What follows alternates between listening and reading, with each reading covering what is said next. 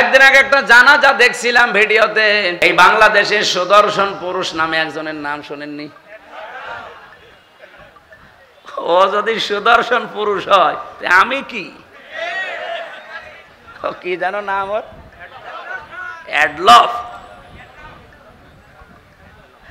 আমি মনে করছিলাম অ্যাডলফ হিটলার মনে হয়। এই শয়তানের জানাজার নামাজে আমি দেখলাম ও বাবা মারা গেছে, জানাজা পড়ছে, এইভাবে তুলে দাঁড়িয়ে আছে। এখন যে কোনো দেখি সালাম ফেরান লাগবে তাও জানে না। অ্যাডলফের মতো সন্তান আপনি জন্ম দেন, ও যতই সুদর্শন পুরুষ হয়ে বাংলাদেশ কাঁপিয়ে যাক, আল্লাহর কসম কিছুদিন পরে দেখবেন তার মাকে বৃদ্ধাশ্রমে রেখে এসেছে। কারণ আজ হাজারো বৃদ্ধাশ্রমে নিজে খোঁজ নিয়েছি, নিজে গেছি, যে দেখেছি দিন শিক্ষায় শিক্ষিত যারা, হ্যাঁ তাদের মা বাবাও বৃদ্ধাশ্রম অনেক আমি পেয়েছি। এটা শুধু ওই ছেলেটার কারণে না, এটা হচ্ছে তার বউর কারণে। অধিকাংশ 190 জন মা বাবা যারা আজ বৃদ্ধাশ্রমে থাকে, তাদের খোঁজ খবর নিয়ে পাশে বসে কথা শুনলে দেখবেন চোখের পানি ফেলতেছে, হাও মাও করে। আমি যে কিশোরগঞ্জে পেয়েছিলাম, কিশোরগঞ্জ থানা, ওইটা হচ্ছে নীলফামারী জেলা। আমি যে দেখলাম দুই পাশে মা আর বাবা বসে আছে, প্রায় 25 জন 50 জন। একজনের কাছে একটু মাথা কাত করে বললাম, কি বাড়ি কোথায়, কি করেন, কেন এখানে এসেছেন? হাও মাও করে আমার হাত চেপে ধরে হাও মাও করে কাঁদতেছে এই বাবাটা আর মা। বলছে, একজন বলছে আমার 2টা ছেলে থাকে, একটা আমেরিকায় আর একটা ইংল্যান্ডে, আর একটা ছেলে আমার এদেশে আছে, সে বড় ডাক্তার। 3টা ছেলে প্রতিষ্ঠিত। আমার ছেলেদের আমি দোষ দেই না, সেই রকম দোষ হচ্ছে আমার বৌমাদের। ওরা এমন ভাবে কড়াকড়ি করে, শেষ পর্যন্ত বাড়িতে 5টা রুম আছে, একটা রুমে আমাদের এই বুড়ো বুড়ির জায়গা হয় না, টাকা পয়সা পাঠাই, এই বৃদ্ধাশ্রমে আজ পড়ি আছে। আমি অনেক দিনের শিক্ষায় শিক্ষিত মানুষের মা বাবাকেও পেয়েছি। সত্যি কথা বলবো তো অসুবিধা কি? আমার গায়েও পড়তে পারে, পড়ুক, কিন্তু তারা শুধু দায়ী না। যে সমস্ত মাওলানা বলেন এই দিন শিক্ষায় শিক্ষিত ভাইরা তাদের মা বাবাকে বাধ্য হয়ে রেখে এসেছে শুধুমাত্র তাদের পরিবারের সন্তান আর বউর কারণে। আমি এক কলেজের অধ্যাপককে দেখেছিলাম, সে দিনের শিক্ষায় শিক্ষিত, আবার জেনারেল, কিন্তু মাকে যখন বৃদ্ধাশ্রমে রেখেছে, প্রায় 3 মাস হয়ে গেছে, খোঁজ খবর মাঝে মাঝে নিতে যায়। আর আজকে কর্তৃপক্ষ তারে খবর দিয়েছে যে আপনার মা মনে হয় বাঁচবে না, সর্বশেষ আপনি একটু শেষ দেখা করেন। উনি যে দেখি হাও মাও করে কাঁদছে মায়ের পায়ের কাছে বসে। ওর মা বলছে, কান্না বন্ধ কর, আমার সময় আর বেশি নেই, আমি মনে হয় বিদায় নেব। তবে তোর একটা কথা বলি, আমি যখন মারা যাব তখন তুই আমার মাথার উপরে যে ফ্যানটা আছে এটা ভালো না, ঘোরে না। এই কথা বলে কারা এখানে? আশ্চর্য তো, মানুষ কথা শুনছে আর ওরা কথা বলছে মানে। এই কমিটিতে যারা আছেন আপনারা নিজের নীরবে ঠিক করেন। মঞ্চের পেছনে কারা? ওরা কারা? কান ধরে 2-1টা করে দেন, দিয়ে এখান থেকে বিদায় করে। মা ওরে বলছে ফ্যানটা পাল্টিয়ে দিবি। এ কথা বলতে বলতে দেখলাম জিজ্ঞাসা করছে কান্না জড়িত কণ্ঠে, মা কেন? কেন মানে, আমি তো তোর ছোটবেলা থেকে পর্যন্ত মানুষ করে দেখেছি, তুই তো গরমে থাকতে পারিস না, তুই যে ফ্যানটা আজ 3 মাস আমার মাথার ওপর, এটা ঘোরে না, তুই আমার সাথে শেষ বয়সে যা করলি, আমার মনে হচ্ছে কিছুদিন পরে তোর এখানে আসা লাগবে। তোর তো ফ্যান ছাড়া ঘুম হবে না, তোরে আমি খুব ভালোবাসি, আগে থেকে সতর্ক করলাম, ফ্যানটা পাল্টিয়ে নতুন ফ্যান আগে লাগিয়ে দিস, তাহলে তোরই ভালো হবে। এ কথা বলে ওর মা মরে গেল। আমার বলছে, হুজুর মন খারাপ, আমি দেখতে গিয়েছিলাম, ওটা ওই চট্টগ্রাম বিভাগে। মন খারাপ করবেন না, আমার ওপরে আপনি গালি দিয়েন না, রাগ করেন না, এ দোষ শুধু আমার একা না, আমিও আপনার মতোই দিনী শিক্ষায় শিক্ষিত, আমি কলেজের অধ্যাপক, আমি জেনারেল থেকে অনার্স মাস্টার্স করেছি, আমার 2টা ছেলে মেয়ে আছে, আমার মা 3 মাস এখানে পড়ে আছে। মাঝে মাঝেই মাকে আমি খরচ দিয়ে যাই, কিন্তু সাধ্য মতো দিতে পারি না। বউ আমারে বলেছে, এই বুড়ি যদি বাড়ি থাকে তোমার ভাত আমি খাবো না। আমি তো বউকে তালাকও দিতে পারলাম না ওই বাচ্চা দুটোর মুখের দিকে তাকিয়ে। শেষ পর্যন্ত মাকেই রেখে গিয়েছিলাম। আজকে মা আমার চিরদিনের মতো চলে গেল। আমার বাবা সেই ছোট্টবেলায় মারা গেছে। বহু কষ্ট করে এ পর্যন্ত আমি পৌঁছিয়েছিলাম। খুব অবস্থান ভালো না আমার, যাই আছে আমি চলতে পারতাম, কিন্তু আজকে আমি এমন একজনকে হারালাম যে দুনিয়ায় আমার নাম ধরে ডাকবে সেরকম মানুষ এখন আর নেই। বলেন তো, জেনারেল শিক্ষা বলেন আর ধর্মীয় শিক্ষা বলেন, মা বাবাকে বৃদ্ধাশ্রমে রেখে আসার পেছনে আমি যতটুকু দেখছি, আমি তো একেবারে কম ঘুরি না, যতটুকুই দেখছি সবচাইতে বেশি ভূমিকা পালন করে বাড়ির বউগুলো। 100টার প্রায় 98টা পরিবারে আজ বউ শাশুড়ির মিল নেই। ছোটখাটো জিনিস নিয়ে তাদের মনের দূরত্ব, শরীরের দূরত্ব এত বেশি, শেষ পর্যন্ত স্বামী যারা আমরা আছি আমরা মানসিক রোগী হয়ে যাই। বউর দিকে একটু ভালোবাসা দেখালে আমার নাম পড়ে যায় আমি বউ পাগল। মা বাবার কথা শুনতে গেলে ওদিকে শ্বশুর শাশুড়ির মন তো পাওয়াই যায় না। বউ বলে ফেলে, তোমার বিয়ে করার দরকার কি? আমি কি বেশি বললাম? হ্যাঁ, এটা বাংলাদেশে নেই। এই 2 চাপা কলে পড়ে হাজার হাজার স্বামী আজ আমরা মানসিক রোগী, কিছু বলতেও পারি না, সইতেও পারি না। এ ঝামেলায় আছেন কারা? হাত তোলেন দেখি, তোলেন।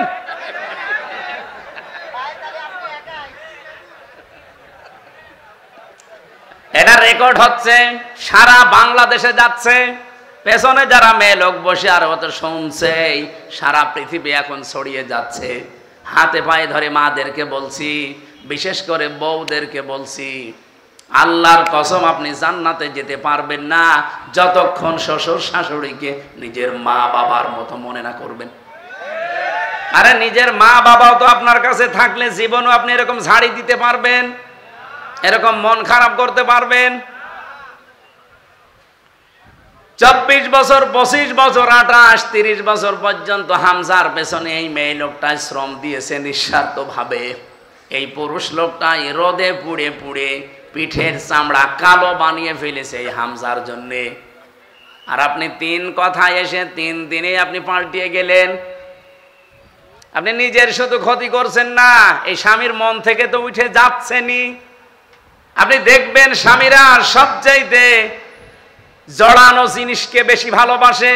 আরে পৃথিবীতে সবচাইতে বেশি আমরা পুরুষ যারা আছি, আল্লাহর কসম আমি কোরআন হাতে নিয়ে বলতে পারি, আল্লাহ রাসূলের পরে আমি সবচাইতে বেশি ভালোবাসি আমার মা আর বাবাকে। আর এই মা বাবার সাথে যে জিনিসে জড়িয়ে থাকে তাকেও বেশি ভালোবাসি।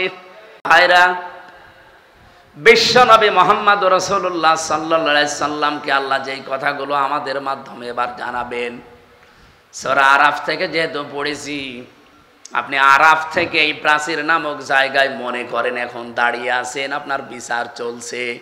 আপনাকে আল্লাহ জান্নাতে দিচ্ছে না শুধুমাত্র মায়ের কারণে, বাবার হক আদায় না করার কারণে। সাহাবী প্রশ্ন করলেন, হে নবী, আমার মা বাবার কারণে না আমি জান্নাত যেতে পারলাম না, জাহান্নামে আল্লাহ দিচ্ছে না কোন কারণে? বসেন বসেন, একটু একটু, এইটাই আমার মূল বিষয়, নাই তো আমি পয়েন্ট পর্যন্ত আসতাম না। এদিকে তাকান। সাহাবী প্রশ্ন করার সঙ্গে সঙ্গে নবীজি বললেন তাকে আল্লাহ জান্নাতে দিচ্ছে না মা বাবার কারণে, আর জাহান্নামে দিচ্ছে না, লোকটা আর যাই করুক দুনিয়ায় দিন কায়েমের জন্য চেষ্টা করত। তাহলে দিন কায়েম করা এটা কিন্তু ফরজ, এটা নফল কাজ না। যত ফরজ আছে দুনিয়ায়, এই জমিনে আল্লাহর দিন কায়েম করা, নামাজ, রোজা, হজ, যাকাত, দান, সাদকা এর চাইতেও বড় ফরজ। কারণ দিন কায়েম না থাকলে আপনি নামাজের হক আদায় করে নামাজ পড়তে পারবেন না। দিন কায়েম না থাকলে আপনি যাকাত ভিত্তিক অর্থনীতি পাবেন না। দিন কায়েম না থাকলে আপনি পর্দাশীল মহিলা খুঁজে পাবেন না। এখানে কোরআনে কারিমে আমি যতটুকু স্টাডি করে দেখলাম, আমি তো সে ছোটবেলা থেকে এর সাথে লেগে আছি, আমার এই মাথার ভেতরে কোরআনের যতটুকু জ্ঞান আছে আমি দেখেছি সব ফরজের বড় ফরজ আল্লাহর জমিনে দিন কায়েম করা। আদম নবী থেকে আমাদের নবী পর্যন্ত কত লক্ষ নবী হতে পারে বলেন?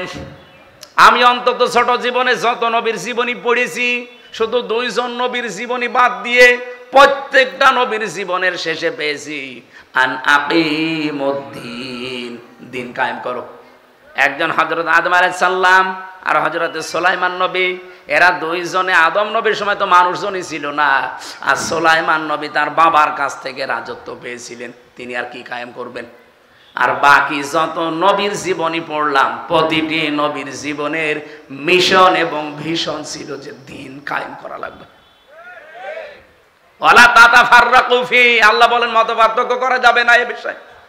আপনি যা করেন করেন, আপনি তাবলীগ করবেন করেন, আপনি জামাত ইসলাম করবেন করেন, আপনি পীর মুরিদি করবেন করেন, জিকির করবেন করেন, দরবার খুলে বসে আছেন করেন, যা করবেন আপনার জীবনের যেন টার্গেটই থাকে যে জমিনের দিন কায়েম করা লাগবে।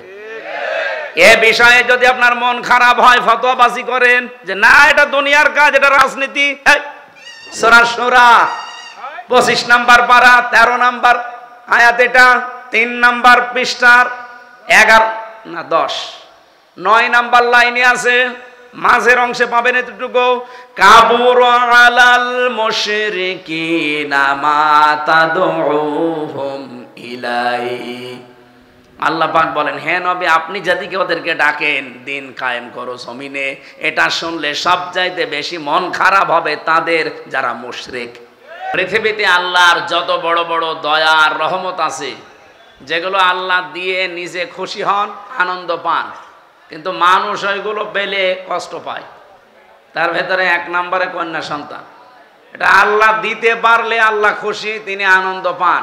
কারো ঘরে যদি আল্লাহ কন্যা সন্তান দান করে, কিন্তু যার ঘরে আসে সে কি খুশি না বেজার?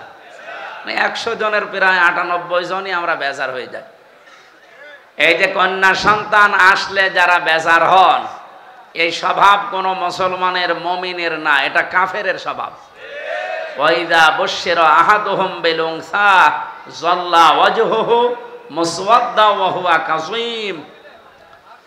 সূরা নাহালের ভেতরে নাহাল 14 পারায় নাহালের ভেতরে এসেছে, হে নবী আপনি যখন তাদেরকে কন্যা হয়েছে কথা বলবেন, দেখবেন মুখ চোখ কালো হয়ে ভোরু কঞ্চিত করবে, তারা অন্তত রাগে ফেটে পড়বে। এই অভ্যাসটা কাফেরদের। কাদের? বাংলাদেশে বহু মুসলমানের ভেতরে ওই স্বভাব আছে না? পৃথিবীর শ্রেষ্ঠ মানুষ যার কথা শুনছিলাম এতক্ষণ, মুহাম্মাদুর রাসূলুল্লাহ সাল্লাল্লাহু আলাইহি সাল্লাম, বলেন তো এই দুনিয়াতে তার একটা ছেলে সন্তানও বেঁচে ছিল? যে কয়টাই হয়েছিল পরপর 3টা, একটাও বাঁচে নাই। বাচ্চা বয়সে তারা বিদায় নিয়েছে। আল্লাহ রাব্বুল আলামিন এজন্য কোরআনে কারিমে তার পরিচয় দিতে গিয়ে জানিয়েছেন, মা কানা মুহাম্মাদুন আবা আহাদিম মির রিজালিকুম ওয়ালাকির রাসূলুল্লাহি ওয়া খাতামান নাবিয়্যিন। এই এদিকে তাকান, আমি গতানুগতিক কথা বলছি না, এখানে একটা শিক্ষা আছে। আল্লাহ পাক বলেন, মুহাম্মদ এই পৃথিবীতে কোনো অ্যাডাল্ট পুরুষের বাবা ছিলেন না। তিনি পুরুষের বাবা ছিলেন, কিন্তু বয়স্ক কোনো পুরুষের বাবা ছিলেন না। আল্লাহ এখানে এই জন্য রেজাল দিয়েছেন, সিবিয়ান দেননি। সিবিয়ান মানে বাচ্চা, শিশু, আর রেজাল মানে প্রাপ্তবয়স্ক। কোরআনে কারিম কত সূক্ষ্ম, আপনি আয়াতটার এই শব্দটা শুনলে টের পান। আমরা তো সে জন্মের পর থেকে বিভিন্ন জায়গায় এই রবিউল আউয়াল মাস আসলে মিলাদ হয়, আর মিলাদে ইমাম সাহেব যারা এই আয়াতটা পড়ে না, এই এলাকার ইমাম সাহেব নেই, আপনি ওনারা নিয়ে যান মিলাদ পড়তে, আয়াত দিয়ে তারা আরম্ভ করবে। মনে হয়তো গলায় সুর আছে, আমার সুর হচ্ছে না, তাই ওই সুর দিয়ে এইটাই দিয়ে আরম্ভ করবে, মা কানা মুহাম্মাদুন আবা আহাদিম মির রিজালিকুম। মুহাম্মদের পৃথিবীতে কোনো অ্যাডাল্ট, কোন প্রাপ্তবয়স্ক পুরুষের পিতা ছিলেন না। বলেন তো এই শব্দটা যদি আল্লাহ পাক এখানে সিবিয়ান লাগিয়ে দিতেন, রিজাল না দিতেন, ওই জামানায় যারা কাফের, যারা আল্লাহর নবীর ভুল ধরতো, কোরআনেরও ভুল ধরার চেষ্টা করত, এই আয়াতটা শোনার পরে তারা ভুল ধরতো কিনা? আমার নিজের কাছেই তো সিবিয়ান দিলে আমি এখনই ভুল ধরতাম। এই যে টনি বেলাওয়ারের এক শালিকা লরেন বোথ, এই মহিলা ইরানের তেহরান বিমানবন্দরে এসেছিল আমেরিকা থেকে।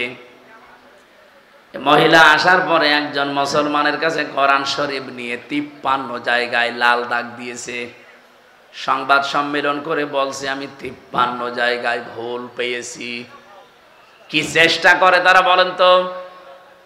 আমি বাইরের দেশগুলোতে যেখানে আমারে নিয়ে যায়, সফরে গেলে আগে বিশ্ববিদ্যালয়ে যাই, সিঙ্গাপুরে, মালয়েশিয়া, থাইল্যান্ড, যত দেশে আমারে নিয়ে গেল এ পর্যন্ত আমি আগে যে দেখি ও দেশের ভার্সিটি, বিশ্ববিদ্যালয়ে যাওয়ার পরে পরিচিত কাউকে পেলে, কয়েকদিন আগে সৌদি আরবে আমার এক বন্ধু ওখানে পড়ে, ওরে বললাম যে দোস্ত নিয়ে চলো আমার এই লাইব্রেরিতে। আগে লাইব্রেরিতে গিয়ে আমি চিন্তা ভাবনা করে দেখি যে এখানে কি ধরনের বই পড়ানো হয়, পাওয়া যায়। আমার কুষ্টিয়া বিশ্ববিদ্যালয়ের যে লাইব্রেরি, মনে হয় 2 মিনিটে ঘুরে শেষ করে দেওয়া যাবে। মালয়েশিয়া ইন্টারন্যাশনাল ইসলামিক ইউনিভার্সিটি, যেটা, ওর লাইব্রেরি যত বড়, আমি পুরাটা এলাকা ঘুরে দেখেছি, কুষ্টিয়া বিশ্ববিদ্যালয়ের চাইতে কমপক্ষে 20 ডবল বড় হবে, এত বড় এরিয়া। একটা বিশ্ববিদ্যালয় যদি আমাদের দেশের বিশ্ববিদ্যালয়ের চাইতে 20 ডবল বড় হয়, তার ক্যাম্পাস, তার লাইব্রেরি কত বড় হতে পারে? আপনি বই খুঁজবেন, নিজে যেয়ে অমুক বই পেয়ে যাবেন না, কম্পিউটারে টিপ দেওয়া লাগবে। কত তালায় আছে, কত কামরায় আছে, কত তাকে আছে, কত লাইনে আছে, ওটা লেখা উঠবে, ওই জায়গায় যে ওই বই পাবেন। তাছাড়া যদি নিজের মন মতো যে খুঁজতে চান, আমার মনে হয় আপনার জীবন শেষ হয়ে যাবে, এত বই সেখানে। বড় বড় বিশ্ববিদ্যালয়গুলো যে আমি এই ছোট্ট জীবনে দেখেছি, ওরা যত বই থাকুক না কেন, সবার উপরে আল কোরআন এইটা ওখানে লিখে দেয়। যে সমস্ত দেশে মুসলমান কম, যেমন সিঙ্গাপুরে 100 জনের মাত্র 5 জন মুসলমান, 95 জন সেখানে কাফের, বিভিন্ন জাতির লোক আছে, মুসলমান না। থাইল্যান্ডে ওই রকম মুসলমান হয়তো 2-3%, বাকি সবগুলোই তারা কাফের। আমার এক বাজারে নিয়ে গেল থাইল্যান্ডে, বাজারে যে দেখি গোশত বিক্রি করছে, সামনে তাকালাম দেখি শুধু মাথা। জিজ্ঞাসা করলাম ইংরেজিতে ওনারে যে কি এটা, আমারে বলছি ডগ। ডগ মানে একটা দুইটা না, প্রায় 15-20টা ডগ মাথা কেটে রেখে দিয়েছে। ওরা তো আর বিসমিল্লাহির রহমানির রহিম বলেনি, এক কোপে আলাদা করে ফেলেছে। সাপ, বড় বড় সাপ জিয়ানো আছে, শুধু মাথা কেটে যে মাছের মতো পিস পিস করে। এরকম একটা দেশেও বিশ্ববিদ্যালয়ের দিকে তাকান, কত হাজার হাজার বই তাদের আছে, নিচের থাকে, ওপরে যেটা আছে সেই জায়গায় আছে দি হলি কোরআন। জোরে বলছো। ওরা আর কিছু না করুক, নতুন কোন তথ্য যদি বের করতে চায়, কোরআন ছাড়া সম্ভব না। কিয়ামত পর্যন্ত পৃথিবীতে যত রকমের বিজ্ঞানী আসবে, সে আস্তিক হোক আর নাস্তিক হোক, কিছু যদি নতুন দুনিয়াকে দিতে চাই, মাস্ট বি তাকে কোরআনের কাছে ভিক্ষা চাওয়া লাগবে। কথা বুঝতেছে? কি গবেষণা তাদের জীবনে আছে। এই যে লরেন বুথ বলছিলাম, এই মহিলা অনার্স মাস্টার্স করা, ডক্টরেট করা, কোরআন পড়তে 1 দিন 2 দিন করে পড়ে নাই, 3 বছর একাধারে পড়েছে। আর আমার মতো আনাকম জানাকমও পড়ে নাই, পড়েছে একেবারে বুঝে বুঝে। এক একটা শব্দের অর্থ বের করেছে একাধিক, কোন শব্দ কোন জায়গায় অ্যাপ্রোপ্রিয়েট হয়, কোন জায়গায় কোন শব্দ মিলতে পারে, এইরকম বুঝে বুঝে কোরআন পড়েছে। 53 জায়গায় যে লাল দাগ দিয়েছে, আন্দাজে না, বুঝে শুনে দিয়েছে। কিন্তু আল্লাহর ইশারা, যেখানে ও লাল দাগ দেয় শেষ পর্যন্ত মুসলমানও হয়ে গেছে। জিজ্ঞাসা করছে যে আপনার ধর্ম খ্রিস্টান, তামাম পৃথিবীতে সব চাইতে বেশি মানুষ বাস করে খ্রিস্টান ধর্মে, আপনি সেই বাপদাদার ধর্ম বাদ দিয়ে এ পৃথিবীতে মুসলমানদের ধর্ম এমনিতেই মানুষ দেখতে পারে না। এদেরকে টেরোরিস্ট বলা হয়, জঙ্গি বলা হয়, সন্ত্রাসী বলা হয়। আর আপনি এই ধর্ম মেনে নিলেন মানে? লরেন বোধহয় দিন জানিয়েছে আমি মুসলমানদের চেহারা দেখে, তাদের আচরণ দেখে মুসলমান হচ্ছি না, আমি মুসলমান হয়েছি আল্লাহর কোরআন দেখে। আমি 53 জায়গায় লাল দাগ দিয়েছিলাম ঠিক, এতদিন শুনতাম যে মুসলমানের কোরআনে কোনো ভুল নেই, কিন্তু আমার দৃষ্টিতে আমি পেয়েছি আল্লাহর দয়া আমার উপরে, আল্লাহর ইশারায় যেখানেই লাল দাগ দিয়েছি, ভুল ধরেছি, দেখি তার পরের আয়াতে বা পরের সূরাতে ওই আয়াতের জবাব আমার আল্লাহ 1500 বছর আগেই দিয়ে দিয়েছে। সূরা নেসার 34 নম্বর আয়াত শেষে আমি ভুল ধরলাম, এই আয়াতটাই আমার পরিবর্তন এনে দিয়েছে।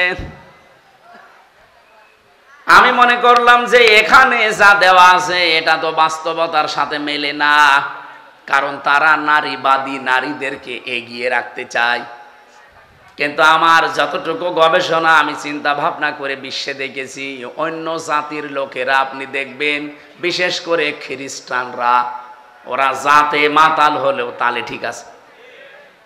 আপনি খ্রিস্টান রাষ্ট্র যতগুলো আছে পৃথিবীতে তাকান, সবচাইতে বেশি খ্রিস্টান যেখানে বাস করে আমেরিকায়, তারা জাতে মাতাল হলেও তালে ঠিক। এই জন্য বলছি সারা পৃথিবীর 257টা রাষ্ট্র আছে, সব রাষ্ট্রকে তারা সবক দিয়ে বেড়ায় যে নারীর অধিকার সমান সমান করা লাগবে, বলে না? অথচ নিজেরা এ কথা আজ পর্যন্ত মানের 144 বছর চলছে আমেরিকা স্বাধীন হওয়া, অথচ তারা আজ পর্যন্ত মানে নাই। আমি বারাক ওবামা পর্যন্ত পড়েছিলাম ইতিহাস, এরপরেই তো বারবার আসতেছে যে লোকটাই ডোনাল্ড ট্রাম্প। ও দেখতে আমার মনে হয় একটা মাতাল, ও কিন্তু রাজনীতিবিদ না, একটা ব্যবসায়ী। হঠাৎ করে এই লাইনে এসে বিভিন্ন কায়দা কৌশলে হয়ে গেছে পরপর 2 বার। আপনি দেখবেন এরকম একটা মাতাল মার্কা লোক যার নামে নারী কেলেঙ্কারি পর্যন্ত আছে। এই কথা বুঝতেছেন? আপনি দেখেন কয়দিন আগে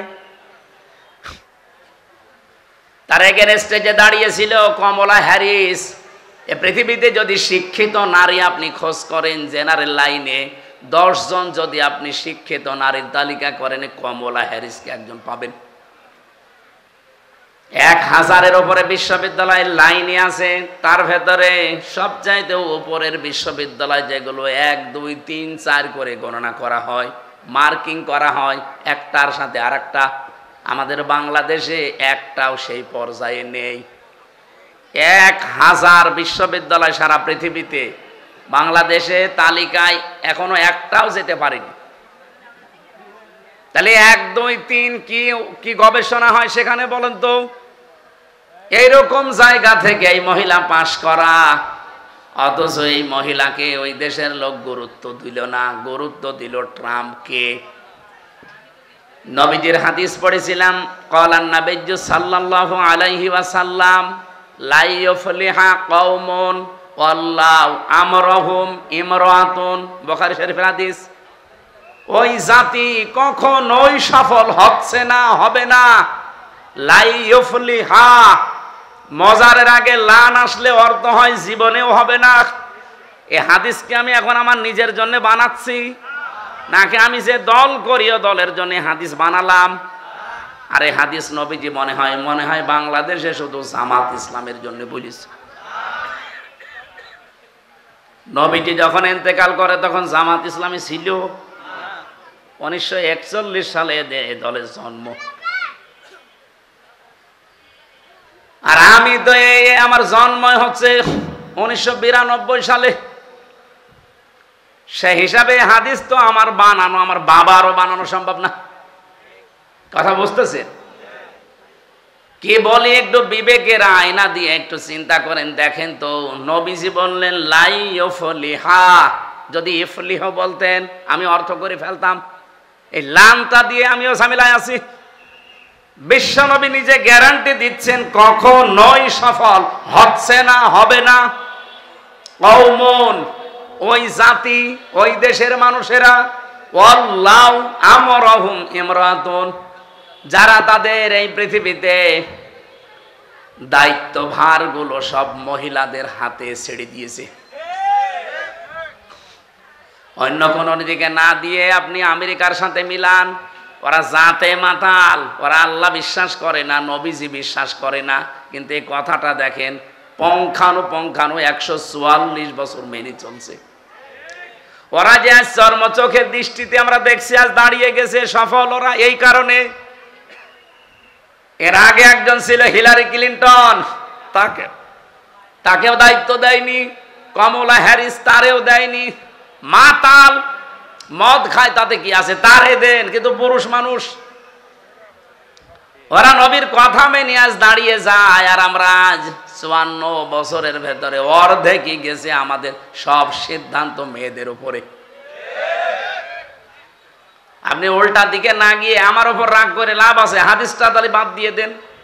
আজকে সিদ্ধান্ত নেওয়া যায় না হাদিস শোনার পর যে জীবনে যতদিন বেঁচে আছি কোনো মহিলার পেছনে থাকবো না।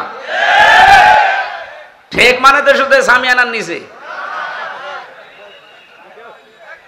ওয়াজ তো হয়ে গেছে, আবার কি ওয়াজ করবে?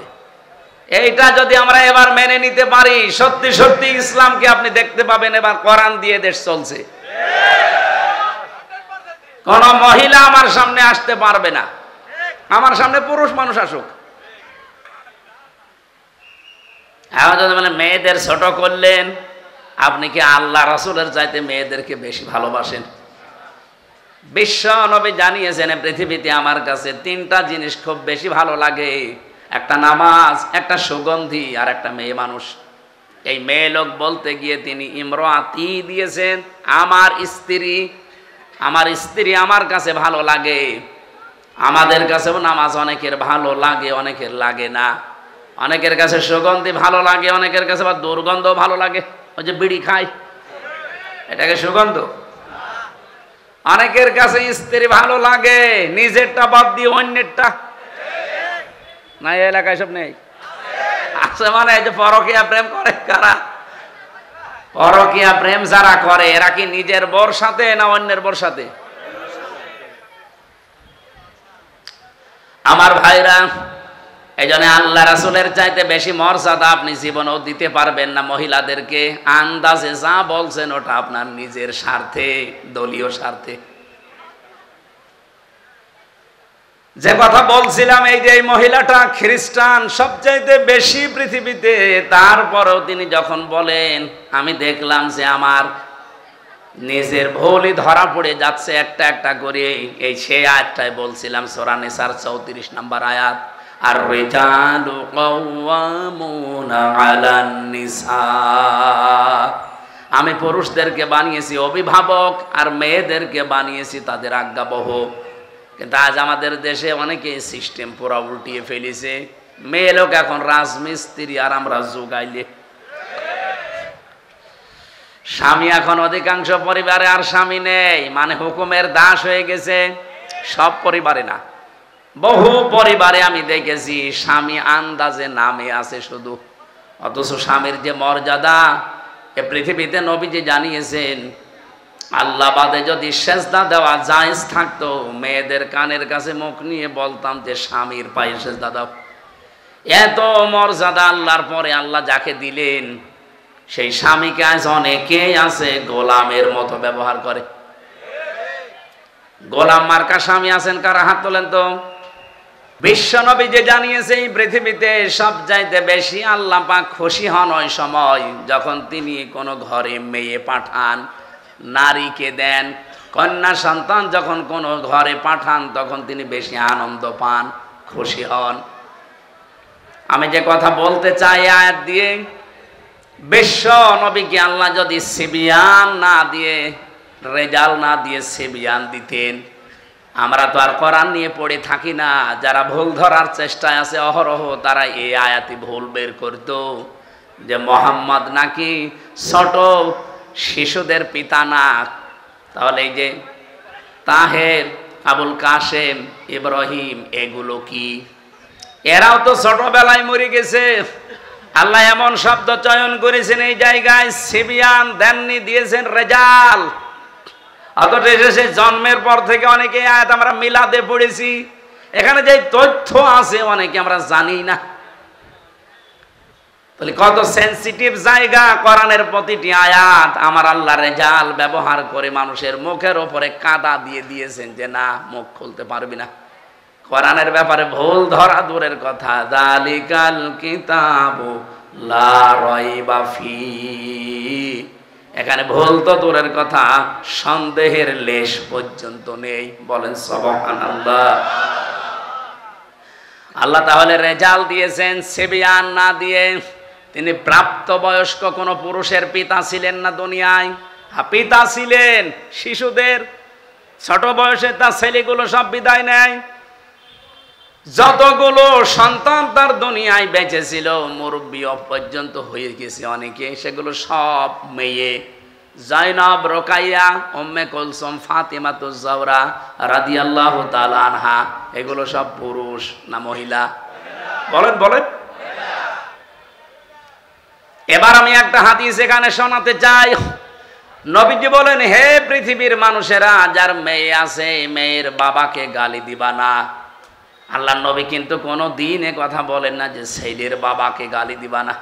আমি আপনাকে ছেলের বাবাকে গালি দিতে বলছি না, কিন্তু আজ স্পেশাল ভাবে মেয়ের বাবাকে গালি দিবা না এ কথা আল্লাহর নবী বললেন। কারণ আমি মুহাম্মদ নিজে মেয়েদের বাবা।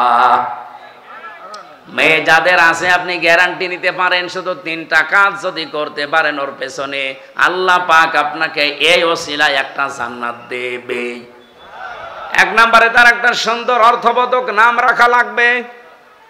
এমন নাম রেখে দিয়েছে ও নাম শুনলে কুকুর পর্যন্ত হাসে। আধুনিক এমন এমন নাম এখন বের হচ্ছে।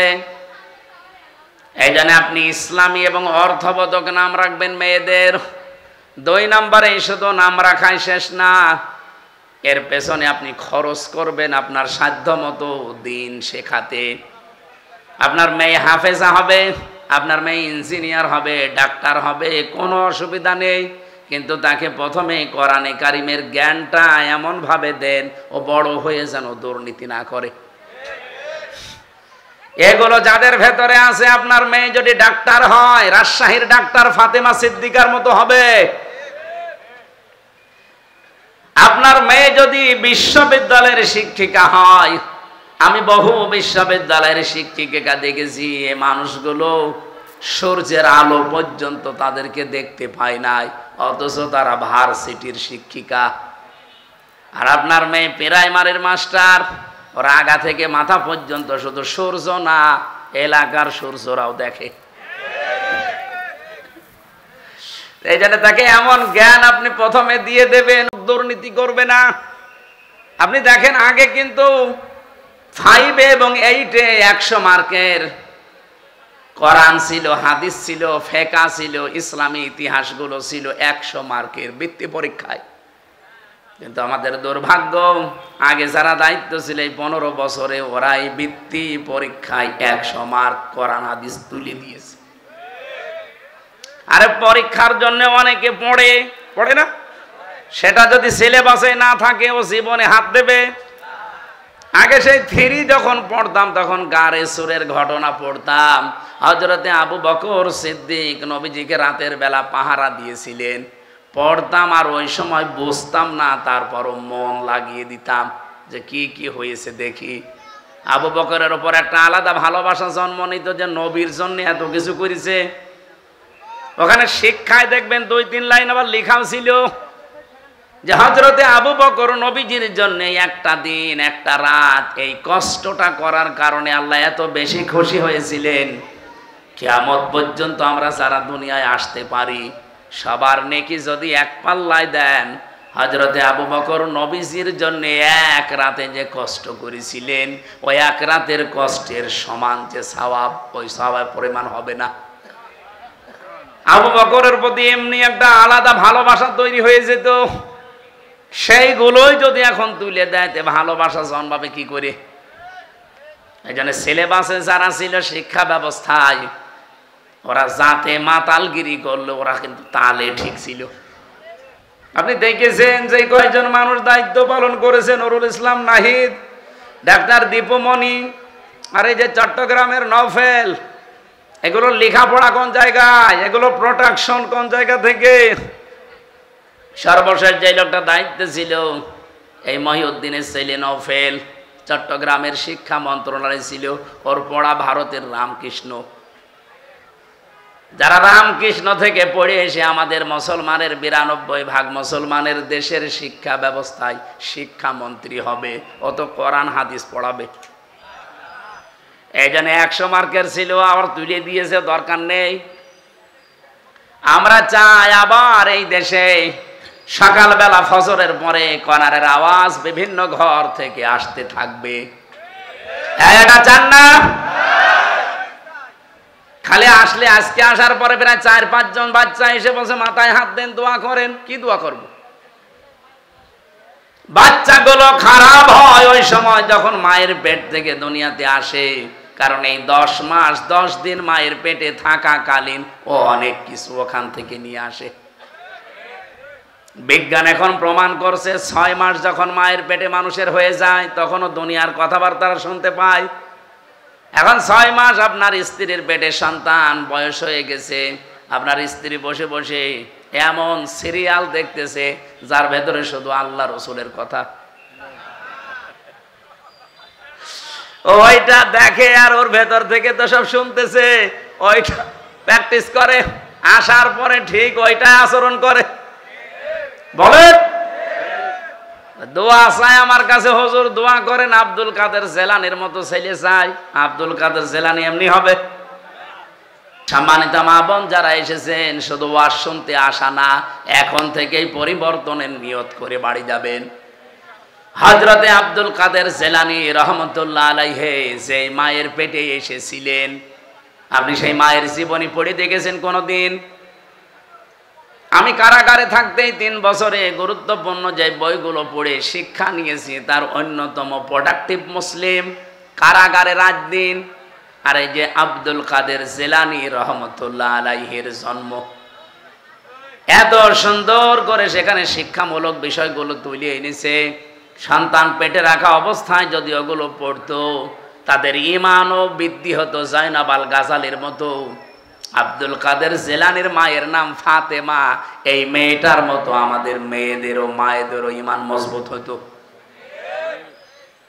বাসর রাতে স্বামীকে ডাক দিয়ে বলছে, স্বামী দাঁড়ান, আপনি আমার কাছে আসা থেকে একটু বিরত থাকেন। আমার বাবা কিন্তু আপনাকে বলেছিল আমি নাকি অন্ধ, আমি নাকি বোবা, আমি নাকি ন্যাংড়া। আর ঠিক বলেছে আমার বাবা। আপনি যে বাসর রাতে আমার কাছে আসতে যে ফিরে গেলেন ভয়তে, আপনি বিয়ের আগেই তো শুনেছিলেন যে আমি অন্ধ, অথচ আমার চোখ এখন ভালো। আপনি শুনেছিলেন যে আমি নাকি ন্যাংড়া, অথচ আমি হাঁটতে পারি। আপনি শুনেছিলেন আমি কিছু শুনতে পাই না, কালা, অথচ আমি আপনার কথা শুনতে পাচ্ছি। আপনি শুনেছিলেন আমার বাবার কাছে আমি বোবা, কথা বলতে পারি না, অথচ আমি আপনার সাথে টকিং করছি। আমার বাবা যা বলেছে সত্য বলেছে, এই কারণে আমি যখন প্রাপ্তা বয়স্ক হয়েছি, তার মানে মেয়েরা প্রাপ্ত বয়স্ক হয় ওই সময় যখন তাদের শরীর খারাপ হয়। কথা বুঝতেছেন? মেয়েরা যারা এসেছেন, সম্মানিত মা বোনেরা, আপনাদেরকে বলছি, একটা মেয়ে মানুষ ওই পর্যন্ত প্রাপ্ত বয়স্ক হয় না, প্রাপ্তা। মেয়েদেরকে প্রাপ্তা বলা হয়, পুরুষ প্রাপ্ত। যতক্ষণ তাদের মাসিক না হয় বা ওই শরীর খারাপ না হয়, যখন শরীর খারাপ হয়ে যাবে, সে 9 বছরে হোক, 12 বছরে হোক, 15 বছরে হোক, যখনই শুরু হবে, ওই দিন থেকে শুরু করে জীবনে আর কোনো দিন আপনি ওই মাসে 3 দিন, 5 দিন, 7 দিন বাদ দিয়ে নামাজ বাদ দিতে পারবেন না। এই মাসলাটা বুঝেছেন কিনা বলেন? তাহলে মেয়ে লোকের নামাজ ফরজ হওয়া যেদিন শরীর খারাপ হয়েছে, ওই দিনের পবিত্র হওয়ার পর থেকে, তার শরীর খারাপ হওয়ার পর থেকে নামাজ শুরু। হ্যাঁ, প্রতি মাসে মাসে আপনি 3 দিন, 7 দিন, 10 দিন পর্যন্ত নামাজ না পড়ে থাকতে পারবেন যখন শরীর খারাপ থাকবে। তো শরীর ভালো হয়ে গেলে বাকি সময় কোনো দিন আপনি আর নামাজ বাদ দিতে পারবেন না। অনেকের মেয়ের হয়তো 10 বছর 12 বছর 13 বছরে শরীর খারাপ হয়, কিন্তু বাবা তো আর জানে না, মা তো এই বিষয়গুলো জানে। নামাজ না পড়ে ফজরের সময় ঘুমিয়ে আসে, বাবা তো আর জানে না যে আমার মেয়ের অবস্থা কি। মা কিন্তু সব জানে। বাবা যে ডাক দিয়ে বলবে যে ফরজ নামাজটা পড়ে ঘুমা, বলতেও পারে না। এই জন্য মা বোন যারা এসেছেন, আপনার দায়িত্ব এটা, স্বামীকে হয় জানিয়ে দেবেন যে এই মাস থেকে তার এই শরীরের অবস্থা, আগামী থেকে তার নামাজ কিন্তু আর কাজা করা হারাম, ফরজ নামাজ পড়াই লাগবে।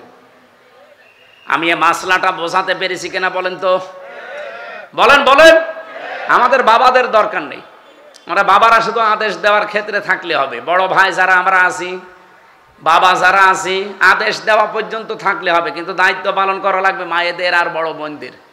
মারা এবং বড় বোনেরা যারা আছেন, অবশ্যই আপনার বোন হোক আপনার মেয়ে হোক, তার শরীর যেদিন খারাপ হবে ওর পর থেকেই তার নামাজ কি ফরজ। এর আগে পর্যন্ত কিন্তু নামাজ ফরজ ছিল না।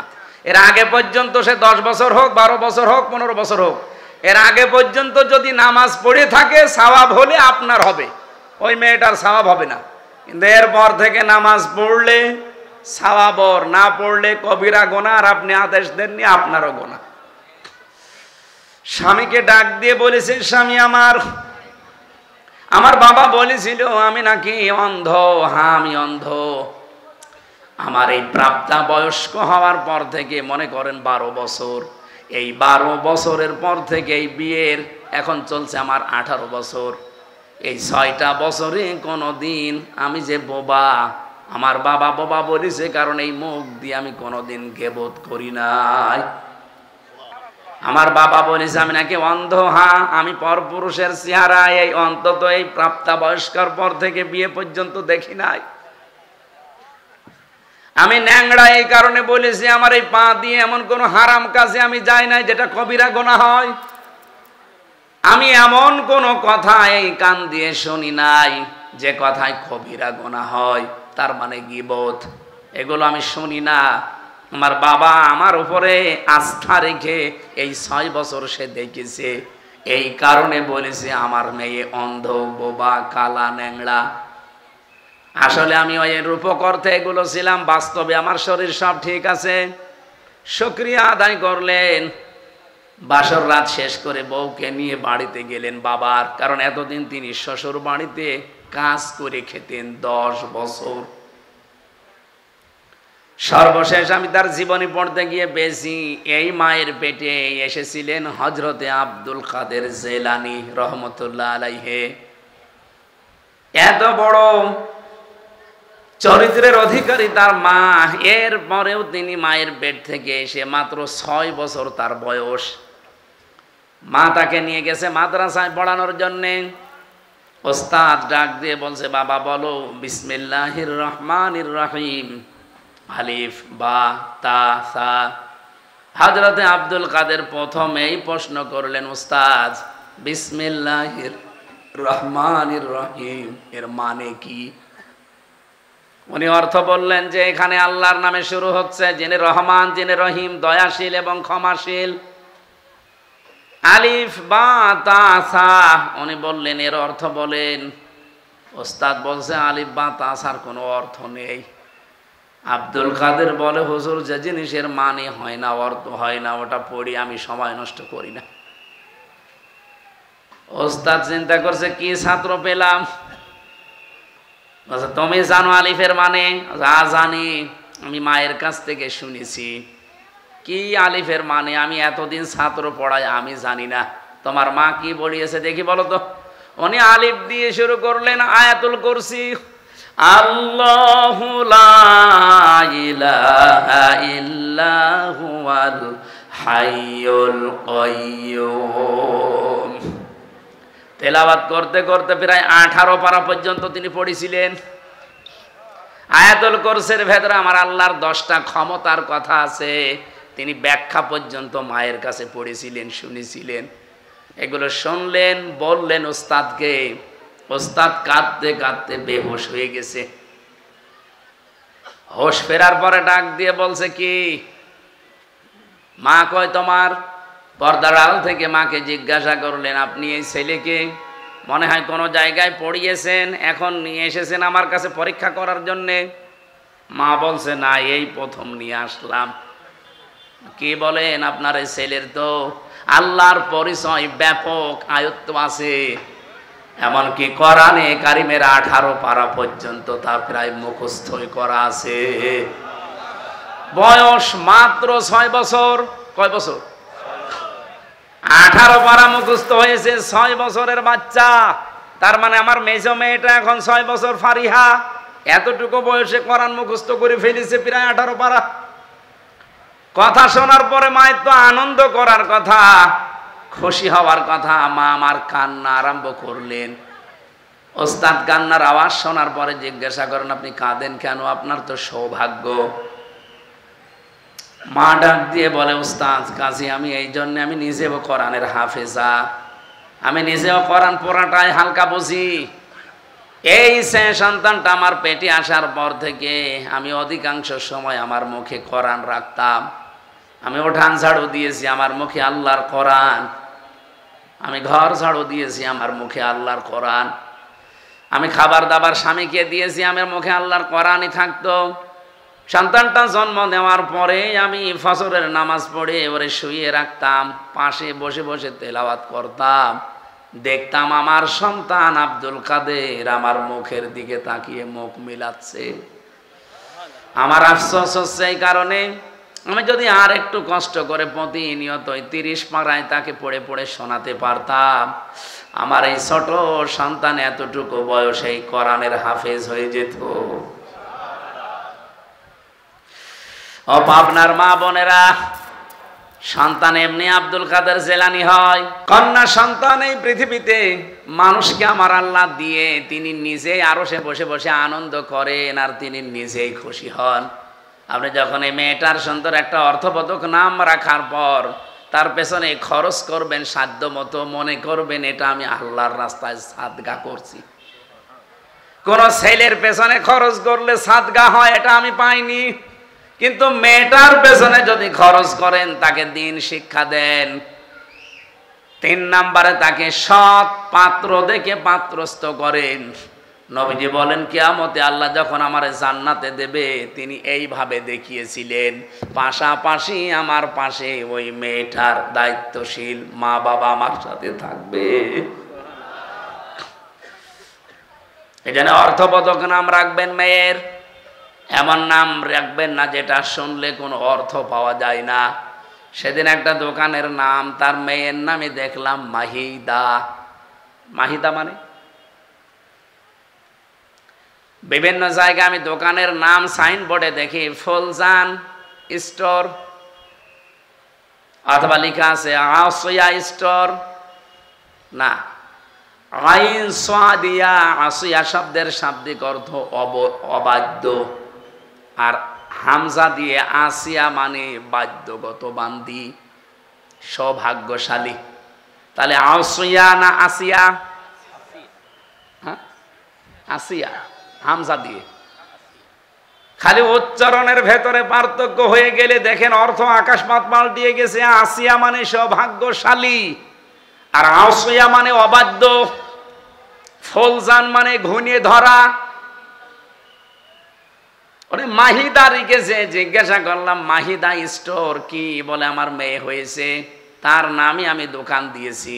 খুব ভালো লেগেছে নামটা আমার। কোথায় পেয়েছেন? মাহিদা। আচ্ছা, কোরআন শরীফ পড়তে গিয়ে পেয়েছি। বিসাল মাহিদ, মিহাদ। এই মিহাদ থেকে শেষে আবার জবর দেওয়া আছে। আমি বললাম মেহাদ মানে জানেন? মেহাদ মানে জাহান্নামের নিকৃষ্ট স্থান। কোরআন শরীফ পড়ে নাম পালাম, তাও 2 নাম্বার নাম। নাম পাল্টাবো, নাম পাল্টিয়ে এখন আমি তারে দিয়েছি জামিলা লিখবেন। জামিলা মানে আপনার মেয়ে যেহেতু সুন্দরী, আপনি মেহাদ না দিয়ে দিবেন জামিলা মানে সুন্দরী। সুন্দর একটা অর্থবোধক নাম রাখার পরে এই মেয়েটাকে যদি আপনি সাধ্য মতো খরচ করে তাকে দিনের শিক্ষা দিয়ে, দুনিয়ার শিক্ষা দিয়ে, সাথে একটা পাত্র দেখে পাত্রস্থ পর্যন্ত করে দিতে পারেন, কোরআনে কারিমে আল্লাহ যেখানে জন্মের কথা দিয়েছেন দেখবেন আগে মেয়ে লোকের নাম দিয়েছেন, ইয়াখলুকু মা ইয়াশা ইয়াহাবু লিমান ইয়াশাউ ইনাসা ওয়া ইয়াহাবু লিমান ইয়াশাউ যুকুর। আল্লাহ পাক ইয়াহাবু লিমান ইয়াশাউ ইনাসা দিয়েছেন। ইনাসুন মানে মেয়ে লোক, কন্যা। ও পাবনাবাসী, আল্লাহ ছেলের নাম দিলেন না কেন? আল্লামা আলুসি রুহুল মাহানি রুহুল বায়ান এই তাফসিরের ভেতরে তিনি ব্যাখ্যা করতে গিয়ে লিখেছেন, আল্লাহ পাক সবচাইতে বেশি ভালোবাসে মেয়েদেরকে, এই জন্যে তিনি মেয়ে দিয়ে আরম্ভ করেছেন আয়াতটা। জোরে বলেন সুবহানাল্লাহ। তাহলে আল্লাহ সবচাইতে বেশি খুশি হন, আনন্দ পান দুনিয়াতে ওই সময় যখন কারো ঘরে মেয়ে আসে, কন্যা সন্তান আসে। কিন্তু দুনিয়ার মানুষ এইটাই খুশি না বেজার? আমরা ইনশাল্লাহ খুশি হব মেয়েদের এই হকগুলো আদায় করার মাধ্যমে জান্নাতুল ফেরদাউস পর্যন্ত আমরা যেন যেতে পারি। বলেন আমিন। চাঁদাবাজি করা অন্যায় না? এ কাজ কি অনুরোধে হবে? কি হবে? বাধা দেওয়া লাগবে। আর বাধা দিতে হলে বাধা দেওয়ার জায়গায় থাকা লাগে। ইসলামকে ওই জায়গায় নিয়ে এবার পৌঁছিয়ে দেন, কিয়ামতের আগে বাংলাদেশে চাঁদাবাজি হবে না। আমরা এবার ইসলামকে শুধুমাত্র অনুরোধের জায়গা না, ওয়ানহাহু আনিল মুনকার, অন্যায় কাজে আমরা বাধা দিতে চাই। কথা বলেন না কেন? বলেন তো 54 বছরে কি আমরা অন্যায় কাজ বাধা দেওয়ার মতো শক্তি সামর্থ্য তৈরি করতে পেরেছি? কি করেছি? অনুরোধ, যে ভাই এটা না করলে ভালো হয়। আপনার বিবেকে কি বলে? ইসলামের কোন কাজ কি অনুরোধ না আদেশ? 92% মুসলমানের দেশে যদি ইসলাম আদেশের জায়গায় যেতে না পারে, খালি অনুরোধের জায়গায় থাকে, তা আপনি কবে আবার কি করবেন? সারা জীবন খালি অনুরোধই করে যাব, সলিমুদ্দিন নামাজ পড়ো। নবীজির যে সমস্ত কাজগুলো ছিল তার অন্যতম কাজ হচ্ছে ভালো কাজে বা পরিচিত কাজে তিনি আদেশ দিতেন, অন্যায় কাজে বাধা তৈরি করতেন। আয়ুহিল্লু লাহুমুত তাজ্জিবাত, পবিত্র যত জিনিস আছে, এর আগে অনেকগুলো জিনিস হারাম ছিল অথচ পবিত্র, এই বিষয়গুলো তিনি উম্মতের জন্য হালাল করে দিতেন। আয়ুহাররিমু আলাইহিমুল খাবাইস, অপবিত্র জিনিস যেগুলো, নাপাক জিনিস, এগুলো তিনি হারাম ঘোষণা করতেন। এই যে বিড়ি, যেটি যদিও হারাম না কিন্তু এটা অপবিত্র জিনিস, এটা অবৈধ একটা জিনিস, এটা অনেকগুলো ক্ষতির কারণ। একটা লাঞ্চ নষ্ট হয়ে যায়, আর একটা মুখে দুর্গন্ধ তৈরি হয়, অর্থের অপচয় হয়, অনেকগুলো ক্ষতির সম্ভাবনা এর দ্বারা। এই জন্যে এইটাও খাবাইসের ভেতরে অন্তর্ভুক্ত। তিনি সরিয়ে দিয়েছেন, তুলে নিয়েছেন তোমাদের উপর থেকে এমন বোঝাসমূহ, ওয়ালাগলাল আল্লাতী কানাত আলাইহিম, যেগুলো তোমাদেরকে বাঁকা করে রেখেছিল, ওগুলো সব তিনি তোমাদেরকে আল্লাহর পক্ষ থেকে আদেশ দিয়ে দিয়ে সরিয়ে দিয়েছেন।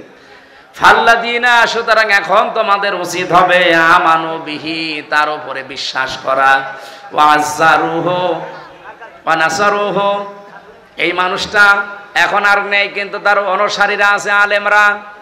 পৃথিবীতে যদি এখন এই আয়াত কেউ মানতে চায় তাহলে নবীর উত্তরাধিকারী আলেম যারা, এই পৃথিবীতে নবীর নায়েবে রাসূল যারা, তাদের উপরে বিশ্বাস করা, তার মানে তাদের কথাগুলো মেনে চলা, তাদেরকে সাহায্য করা, সহযোগিতার জন্য তাদের শক্তি সামর্থ্য বৃদ্ধি করা। এরপরে আল্লাহ দিয়েছেন ওয়াত্তাবাউ, অনুসরণ করা, আন-নূর আল্লাযী উনজিলা মাআহু, তারা যে নূর নিয়ে এসেছে সেই নূর, তার মানে কোরআনে কারীম। উলাইকা হুমুল মুফলিহুন, এগুলো যদি দুনিয়ায় বাস্তবায়ন করে যেতে পারো, আমি আল্লাহ গ্যারান্টি দিচ্ছি তোমরা সফল হবে। জোরে বলেন সুবহানাল্লাহ। নবীজি বলেন কোন মানুষ ইমানদার এখনো পর্যন্ত হতে পারে নাই যতক্ষণ তার কাছে তার ছেলে মেয়ে, স্ত্রী পুত্র, সন্তানাদি, এমনকি দুনিয়ার সব মানুষের চাইতে আমি নবী বেশি ভালোবাসা মহাব্বতের জিনিস না হব। আল্লাহ আমাদেরকে হাদিসটা দুনিয়ায় এখনই মেনে চলার তৌফিক দেন। বলেন আমিন। বাংলার মুসলমানেরা, নামাজের কথা বললে আপনি আমাকে দোয়া করেন, ভালো কথা বলেন। রোজার কথা বললেও আপনার কাছে আমি ভালো। জমিনে যে আল্লাহর দিন কায়েম করা লাগবে এটা বললে আপনার কাছে রাজনীতি মনে হয়, দুনিয়ার কাজ মনে হয়। আপনি বিশ্বাস করতে পারেন যে কোনো কায়দায় আপনার দ্বারা মনে হয় শিরিক হচ্ছে। শিরিক করলে মানুষ যেহেতু মুশরিক হয়, আর দিন কায়েমের কথা শুনলে রাগ হবে, মন খারাপ হবে। খারাপ লাগবে কাদের? মুশরিকদের। বলেন বলেন, এ বাংলাদেশে দিন কায়েমের কথা বললে আপনার রাগ হয়, আপনি কি মুশরিক? বলেন। আমি তো স্টেজগুলোতে এসে আমার বাবার আইন কায়েম করো বলি না, বলি আল্লাহর বিধান কায়েম করা লাগবে। কারণ এইটা কায়েম হলে এই দেশে ডাকাতি থাকবে না, চুরি থাকবে না, যাকাত ভিত্তিক অর্থনীতি কায়েম হয়ে যাবে। ঠিক বাড়ি বাড়ি যাকাতের সম্পদ পৌঁছিয়ে যাবে। যাকাত নেওয়ার জন্য তখন পাড়া খেয়ে মরা লাগবে না। এদেশের সম্পদ বাইরের দেশে শুধু হাত পাতা লাগবে না। যে টাকায় আছে দেশের সম্পদ আছে, শুধুমাত্র যাকাত ভিত্তিক অর্থনীতি কায়েম করে দেন, এ দেশটা ঠিক 1 বছরে আবার দাঁড়িয়ে যাবে। আর বাইরের মুসলমান দেশ 57টা, তারা তো বিভিন্ন কায়দায় আমাদের দেওয়ার জন্য রেডি হয়ে আছে। আমি মালয়েশিয়া গিয়েছিলাম, সৌদি আরবে ছিলাম, এই দেশটার চাইতে 14 ডবল বড় এই দেশটা। যেখানে যেখানে মিশেছি তারা জানে যে এই পৃথিবীতে সব চাইতে বেশি মুসলমান বাস করে ইন্দোনেশিয়ায় আর বাংলাদেশে। যাকাত ভিত্তিক অর্থনীতি কায়েম করেন না কেন? তারা যাকাত পাঠাবে, ওই টাকাগুলো, নিজের টাকাগুলো, নিজের সম্পদগুলো আপনি শুধু মানুষের দ্বারে দ্বারে যাকাত ফরজ পৌঁছিয়ে দেবেন।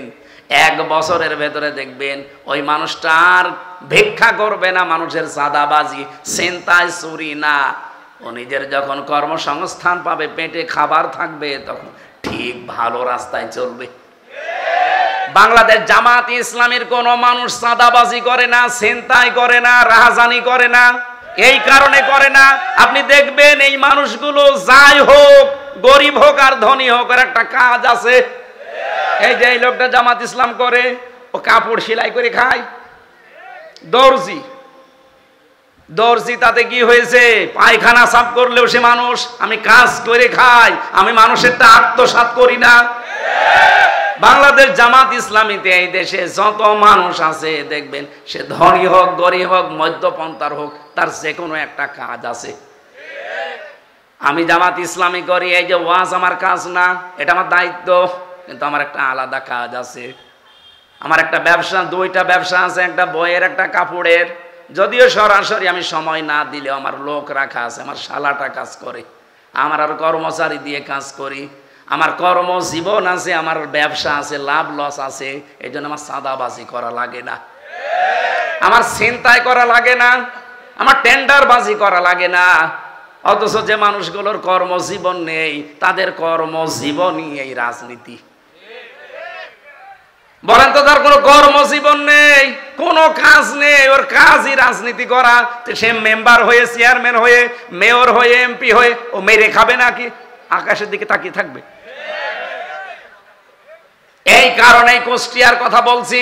আগস্টের 5 তারিখের পরে এই যে এই সেপ্টেম্বর আরম্ভ হচ্ছে কালকে থেকে, এই 1 বছর 26 দিনের একটা জরিপ, শুধু কুষ্টিয়ায় বহু মানুষ হাজার হাজার কোটি কোটি টাকা শুধু চাঁদাবাজি করিস। ওই জামাত ইসলামের একটা লোকের বিপক্ষে এটা তোলেন তো, সারা বাংলাদেশ দিয়ে দিলাম, যান। আপনার বিরুদ্ধে কথা আসে কেন? কর্মজীবন তৈরি করেন, আপনার ঘরের পায়খানা সাফ করেন, রাস্তা ঝাড়ু দেবেন, যে কোনো কাজে থাকবেন। শয়তান আপনাকে দিয়ে উল্টা পাল্টা কাজ করাতে পারবে না, কারণ কাজ যখন নেই তখনই শয়তান তার টার্গেট করে।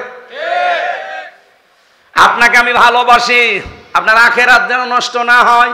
আরে ভাই, চাঁদাবাজি করে হয়তো আপনি 2 কোটি টাকার মানুষ হবেন, আপনার চাইতে আরো 5 কোটি টাকার মালিক ছিল অনেকে, কিন্তু এখন বাড়িতেও থাকতে পারে না।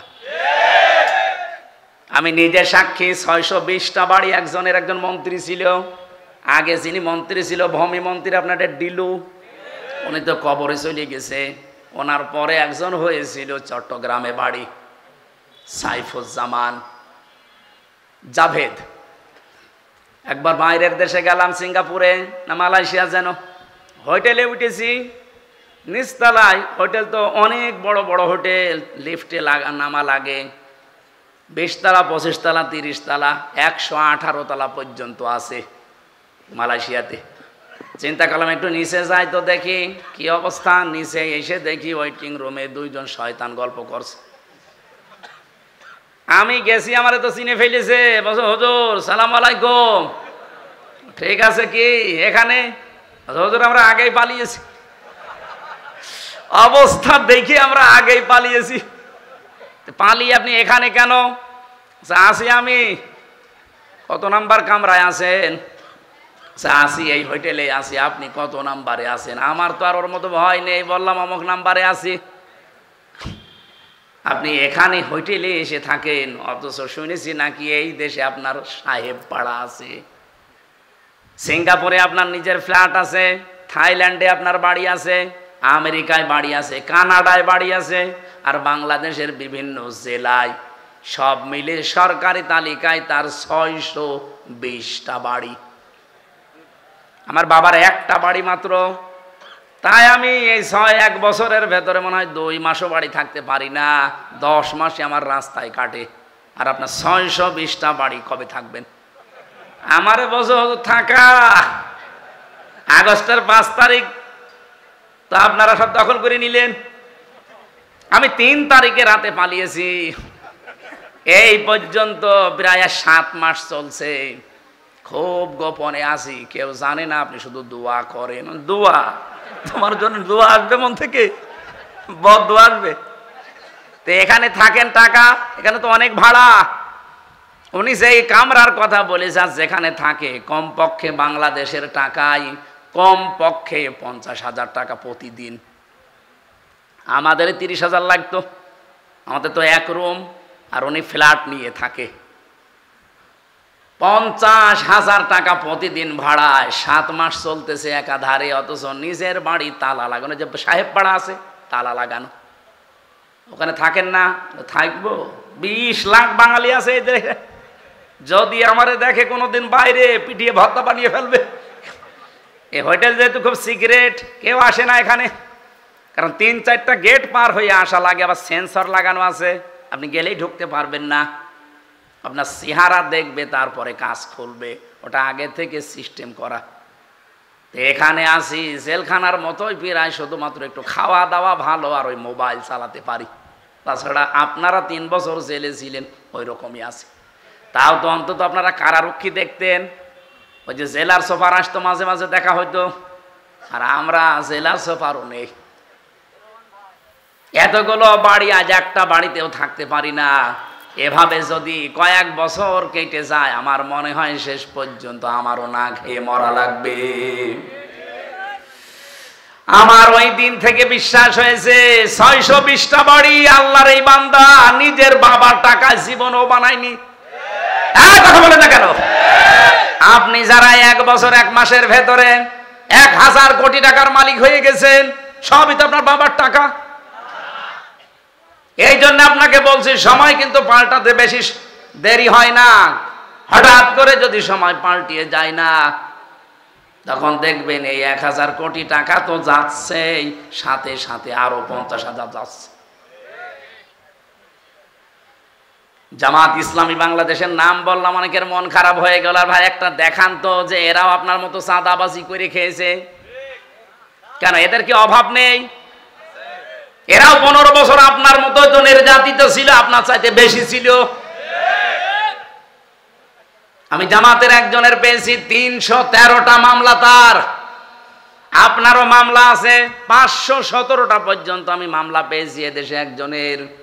আমি মাঝে মাঝে ভাবতাম, আল্লাহ 365 দিনে বছর শেষ, ওই এক একটা মামলার জন্য একটা করেও হাজিরা দেয়, তে 517টা ও কয় বছর হাজিরা দেবে? আমার মাত্র 2টা মামলা, তাই আমার হাজিরা দিতে দিতে জীবন শেষ হয়ে যাচ্ছিল। যদিও আমার মামলা এখন প্রায় সব খারিজ হয়ে গেছে। রাষ্ট্র আমাকে ঘোষণা দিয়ে জানিয়েছে যে আপনার সাথে এর কোনো সম্পৃক্ততা পাওয়া যায়নি, আপনি নির্দোষ। তা আমি যদি নির্দোষী হয়ে থাকি, 2 বছর 3 বছর আমার জীবন থেকে কেড়ে নিলেন, ওই জীবন সময়টা ফেরত দেন। হাসিনা আর যাই করুক না কেন, এই 3টা বছর অন্তত যে জুলুম করেছে, আমি খোলাখুলি বলছি, আল্লাহর কসম, কোরআন আমার সামনে, আমি কিন্তু জেলখানায় 20 সালের শেষের দিকে গেছি, এই 23 সালের শেষে বের হলাম 24 সালে। বলেন তো, এই 3 বছরের আগে আমার যতগুলো বক্তব্য, আমি জামাত ইসলামী বাংলাদেশকে শুধু সাপোর্ট করতাম, ভালোবাসতাম, কিন্তু এখন আমি অ্যাক্টিভ হয়ে কাজ করছি শুধু এই হাসিনার কারণে।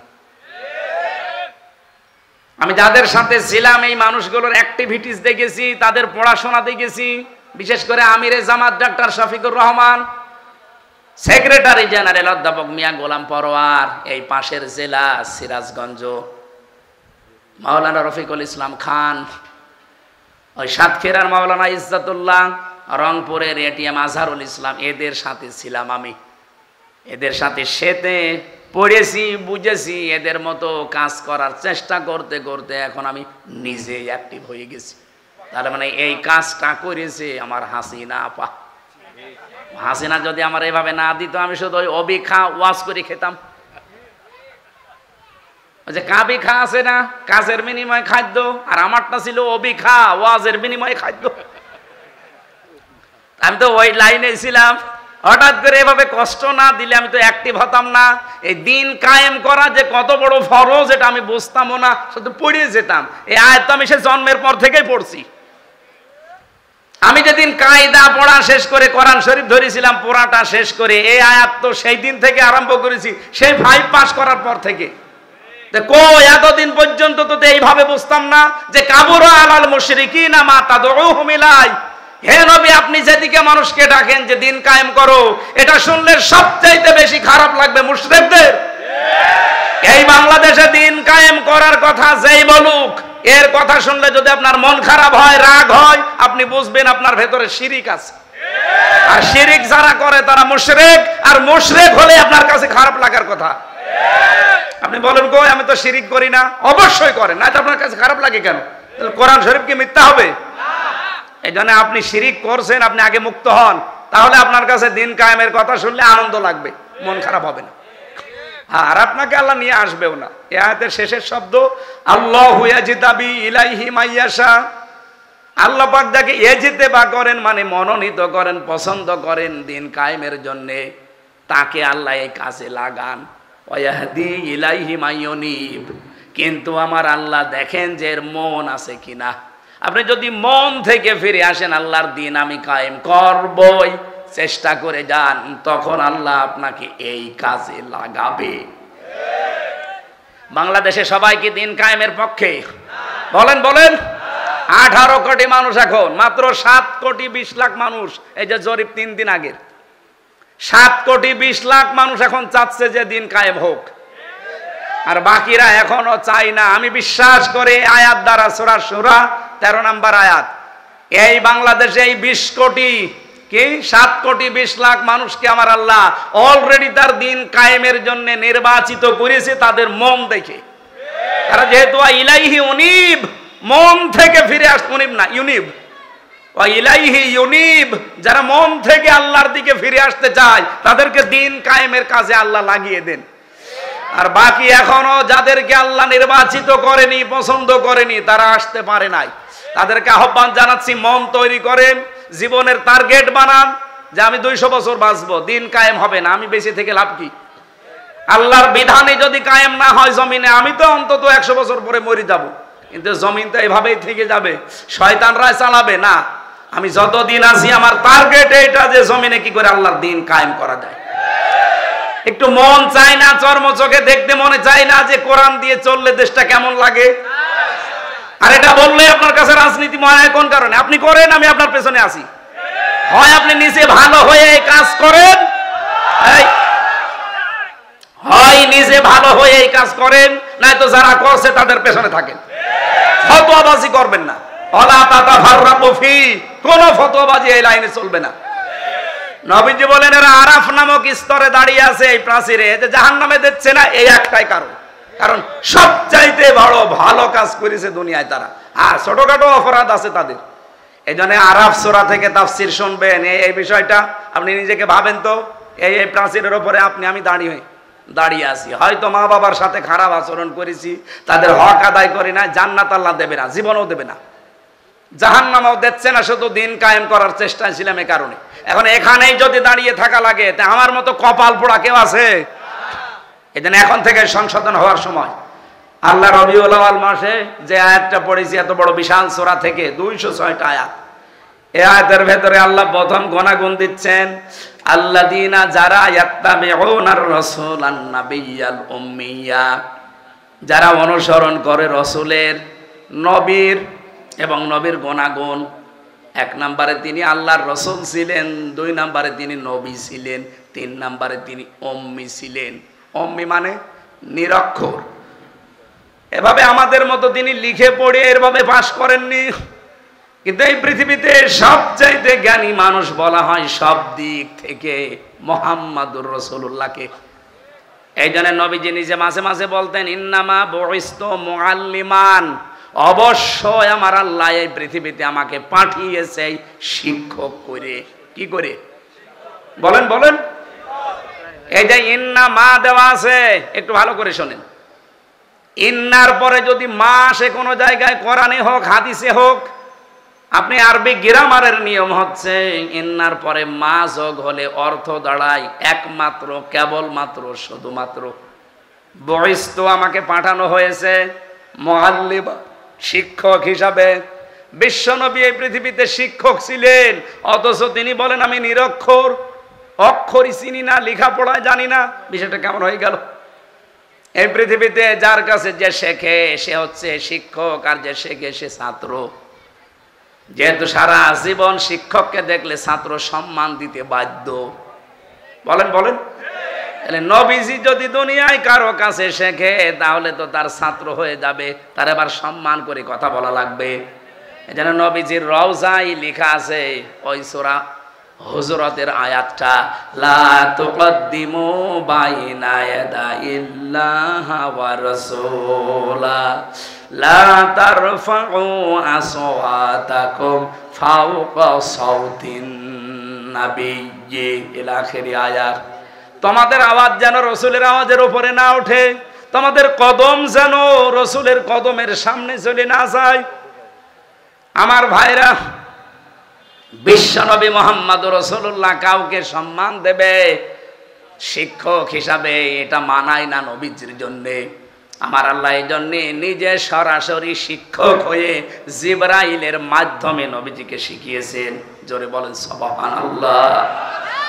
তাহলে নবীজি যে উম্মি ছিলেন, নবীজি যে উম্মি ছিলেন এটা তার দর্শনীয় না, এটা তার একটা মর্যাদার পথিক, যে লেখাপড়া দুনিয়ার মানুষের কাছে না করেও তিনি মহান শিক্ষক। আল্লাহ রাব্বুল আলামিন এবার জানিয়েছেন, আল্লাযী ইয়াজিদুনাহু মাকতুবান ইনদাহুম ফিত তাওরাতি ওয়াল ইনজিল।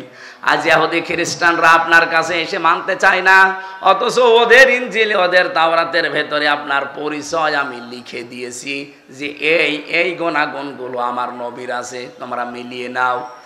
যতগুলো গুণাগুণ আল্লাহর নবীকে আল্লাহ দিয়েছিলেন তার ভেতরে 1 নম্বরে ইয়ামুরুহুম বিল মারুফ, তিনি ভালো কাজ বা পরিচিত কাজের আদেশ দিতেন।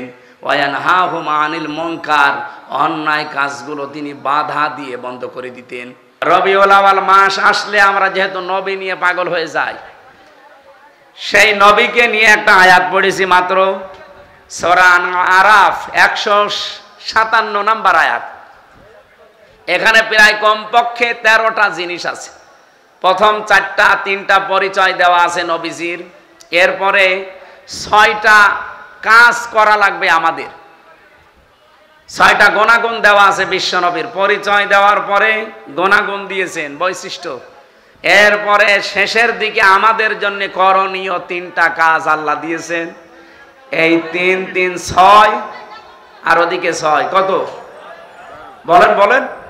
আর ওই শেষের শব্দটা, সৌভাগ্যশালী হওয়ার জন্য আপনাকে মাস্ট বি দুনিয়ায় এই 12টা কাজ করা লাগবে। রবিউল আউয়াল মাস যেহেতু এসেছে, আমরা এই আয়াত থেকে নবীজির মাধ্যমে কিছু নিতে চাই। আল্লাহ যেন আমাদেরকে সহজে অল্প সময়ে কিছু নেওয়ার সুযোগ দান করেন, বলেন আমিন। সূরা আরাফ কোন সূরা বলেন তো? আরো জোরে বলেন, কোন সূরা? আরাফ। 206টা আয়াত আছে, মাত্র 1 আয়াত পড়েছি, 157 নম্বর আয়াত। নামকরণ বলছি আগে। আরাফ শব্দের শাব্দিক অর্থ আমরা জানি, ওই যে আরাফাতের ময়দান না, এটা শুধু আরাফাতের ময়দান না। আরাফ শব্দের শাব্দিক অর্থ উঁচু, এটা জান্নাত এবং জাহান্নামের মাঝখানে একটা দেওয়াল দেওয়া আছে, এই দেওয়ালটার নাম হচ্ছে আরফ। নবীজি বলেন কিয়ামতের দিন আল্লাহ কিছু মানুষকে এখানে বসিয়ে দেবেন। এ মানুষগুলো জান্নাতেও যেতে পারবে না, জাহান্নামেও যাবে না। এদিকে তাকান, খুব গুরুত্বপূর্ণ একটা পয়েন্ট। এই ছেলে বসো। সাহাবী প্রশ্ন করলেন, হে নবী, এরা জান্নাতে যাবে না, জাহান্নামেও যাবে না, ওই জায়গায় থাকবে কতদিন? নবীজি আর বলেননি যে কতদিন। আপনি টের পাচ্ছেন, জান্নাতেও আপনি যেতে পারবেন না, জাহান্নামেও যাবেন না। হ্যাঁ, ওই প্রাচীরের ওপরে দাঁড়িয়ে থাকা লাগবে। কতদিন আর নেই, সীমা নেই। আমাদের কারো কপাল যদি ওই রকম হয়ে যায়, কেন হবে সেই কথাটা বলে আমি তাফসিরে যাচ্ছি। বিশ্বনবী বলেন আল্লাহ তাদেরকে জান্নাতে দেবে না মাত্র একটা কারণে, ওর নামাজ রোজা পর্দা পশিদা সব ঠিক ছিল, কিন্তু পরিবারে ওর বউর সাথে আচরণ ভালো করতো, মার সাথে আচরণ ভালো করতো না। ও দুনিয়ায় মায়ের হক আদায় করে নাই ঠিক মতো, এই কারণে আজ ওই জায়গায় দাঁড়িয়ে আছে, ও জান্নাতে যেতে পারছে না। তাহলে জান্নাতে যাওয়ার বাধা কিন্তু আপনার মা বাবা।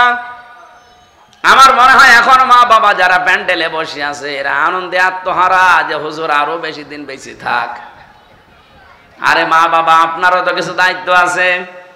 ওই যে সন্তান হওয়ার পরে তার সুন্দর অর্থবোধক নাম রাখার পরে তার দ্বীনের শিক্ষা দেওয়া। এই কথা বলেন না কেন? আপনি কি শিক্ষা দিয়েছেন যে আপনি মা বাবা আল্লাহর পরে আপনার স্থান সে ছেলে জানেই না? আল্লাহুম্মা আমিন। লা ইলাহা ইল্লা আনতা সুবহানাক ইন্নী কুনতু মিনাজ জালিমিন। রব্বুল আলামিন পাবনা জেলার ঈশ্বরদী থানা মোলাডলি ফরিদপুর এলাকার দিকে একটু তাকাও। কোরআনের কথাগুলো যেভাবে এরা চাতক পাখির মতো বসে বসে শুনেছে, মেহেরবানি করে কথাগুলো আমলের তৌফিক দাও। সওয়াবগুলো তুমি নবীজির রওজায় পৌঁছিয়ে দাও। যত মানুষ এই মাহফিলটার জন্য চেষ্টা চালিয়েছে প্রত্যেককে ওমরের মতো কবুল করে দাও। সম্মানিত মা বোনদেরকে খাদিজার মতো, আয়েশার মতো বানিয়ে দাও। আমি সহ যারা অসুস্থ আছি আমাদেরকে শেফায়ে কামেলা আজেলা নসিব করে দাও। আল্লাহুম্মা গফিরলি ওয়ারহামনি ওয়াহদিনি ওয়াফিনি ওয়ারযুকনি ইয়া রাব্বাল আলামিন। এলাকার মাটির নিচে যত মানুষ কবরে আছে আল্লাহ কবরবাসীদেরকে তুমি মাফ করো। বিশেষ করে জানাবে ধন মিয়া ভাই এলাকার যুবকদেরকে সাথে নিয়ে কোরআনে কারিমের সুন্দর আয়োজনে যারা আঞ্জাম দিল, এ মানুষগুলোর জীবনের অভাব দূর করে দাও। যুবকদেরকে তুমি উত্তম এবং জায়েজ কর্মজীবন তৈরি করে দাও। এরা যেন হারাম কোনো রাস্তায় না যায়, হালাল রাস্তায় থাকার সুযোগ দাও। আল্লাহ তাআলা কোরআনের সাথে সম্পৃক্ত যারা, কোরআন যারা কায়েম করতে চায় জমিনে, এরকম জায়গায় আমাদের মিলে মিশে থাকার সুযোগ করে দাও। চর্ম চোখে তোমার কোরআনের বিধান যদি দেখতে না পারে দুনিয়ায় বেঁচে থেকে আমাদের কি লাভ? আমরা চর্ম চোখে যেন দেখতে পারি তোমার কালাম দিয়ে দেশটা চলছে, কি যে একটা জান্নাতের পরিবেশ তৈরি হবে। বিভিন্ন দেশে আমি গিয়ে দেখেছি কোরআনের পূর্ণাঙ্গ আইন চলে না, যতটুকু চলে এর কারণে যে শান্তিতে তারা আছে। আমাদের দেশে পূর্ণাঙ্গ কোরআনের আইন চলার মাধ্যমে এই বাংলাদেশটা তুমি মিনি জান্নাত বানিয়ে দাও। বারাকাল্লাহু লানা ওয়া লাকুম ফিল কোরআনিল আযীম। আলহামদুলিল্লাহি রাব্বিল আলামিন। লা ইলাহা ইল্লাল্লাহু মুহাম্মাদুর রাসূলুল্লাহ।